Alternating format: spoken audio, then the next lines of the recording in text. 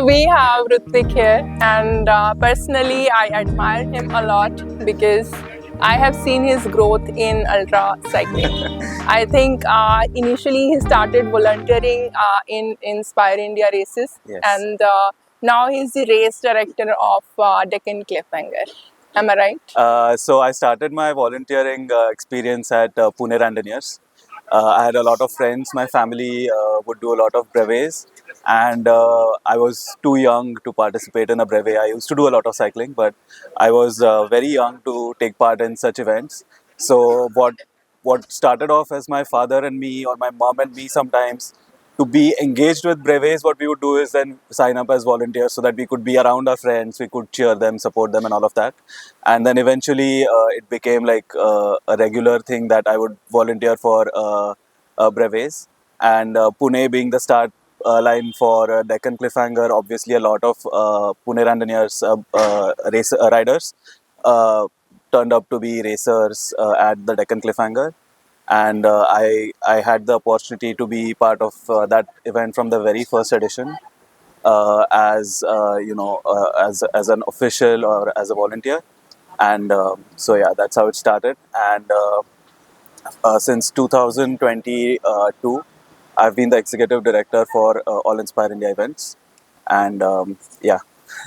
So how old you were that time? So when I was a volunteer at Pune Randonneurs, that is the story of 2010-11. So I would have been probably 15 years old, 14 or 15 years old back then. So what advice you give to the youngsters, like how such events can change your life? Yeah. So for a lot of young racers, what I personally have observed is that they find shorter platforms or shorter races much more attractive, because that is where you can actually showcase your speed and your power output and all of that. And again, that is a very popular format of racing. Could be ITTs, could be short races, criteriums, all of that. But ultra racing gives you this opportunity to be with yourself for a very long time. It gives you an opportunity to explore your own personality, explore your limits and test them. And these events are designed so that you can push beyond what you have trained, you can push beyond your own limits and explore what lies ahead of that. So events like these could be life changing for someone, Right.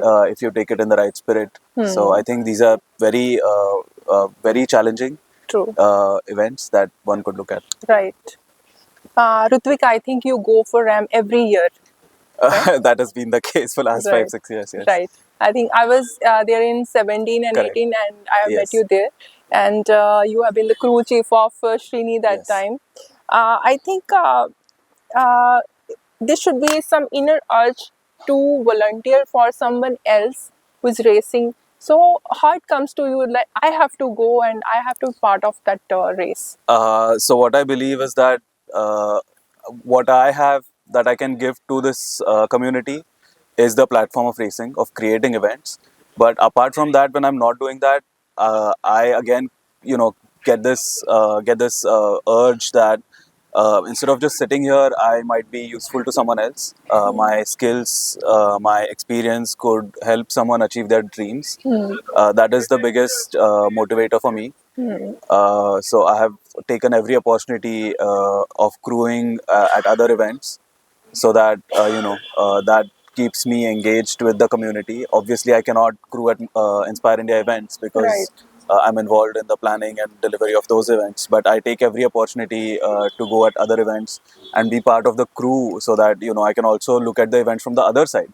Right. Because as organizers, it is a very different picture that we see from behind the scenes. Right. But as part of the participants team, it is a very different experience. And I think everyone who is organizing events, brevet riders, brevet organizers, should also take an opportunity to. I mean, they do ride other brevets, but it is a very different experience, and I absolutely thoroughly enjoy it. Right. Right. So, as an organizer of Inspire India, you are having a vast experience. How you see how difficult it is to bring sponsors into such events, because we have less number of participants. So, it's very difficult to attract them. So how you say it, and what you have idea, like how we can attract more sponsors to such events? So getting sponsors for these events has been a challenge since day one for all organizers in this space. The biggest challenge, I think, is that our events go on for a very long time. So having the spectators or having the sponsors engaged for this long period of time is very difficult, because for most sponsors, when we say it is a sports event, they are expecting all the participants and all the audience to be in one place at one location, probably for a day or two, is what is an average expectation of sponsors. But our sport is such that all of us are spread out over a very long distance, and keeping an audience engaged is a challenge. But the other advantage we have is that we go through a lot of regional areas. We go through small towns, villages, and through that, what we can offer our sponsors is the ability to engage with these communities. So any sponsor that requires penetration into smaller areas, villages, towns, publicity in such areas, that is where I think we can shine. So that could be one avenue that needs to be explored. How you are looking at the future of ultra racing in India? So many events are emerging now. Coast to Crest is there, Race Across India is there. So how you see this growth and how it is going to help the community? I think it is fantastic that more people are taking up the charge of organizing events, because the more number of events there are in this country, the better we are going to do on the international platform. So, doing one event multiple times is great, obviously, for everyone, for us, for the racers. But the more diversity we create within our events and within our ecosystem, it is going to be tremendously helpful for our racers, because they'll then get to experience different terrains of this country. They'll be able to see the different cultures of this country. And obviously, we are an extremely diverse country. We enjoy this this diversity in every aspect.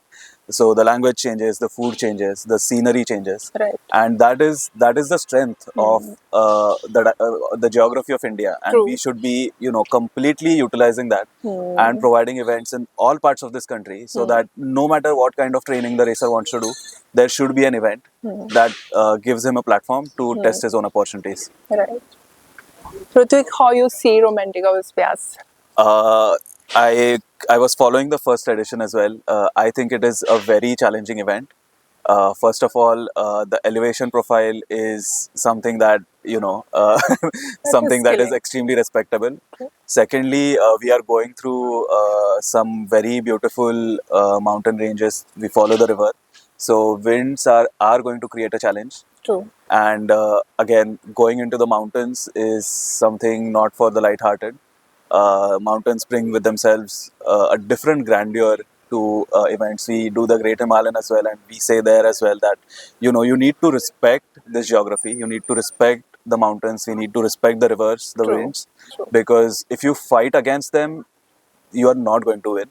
You have to be, you have to acknowledge their presence, and you need to respect this terrain. That is the only way that you can survive this this magnificent challenge.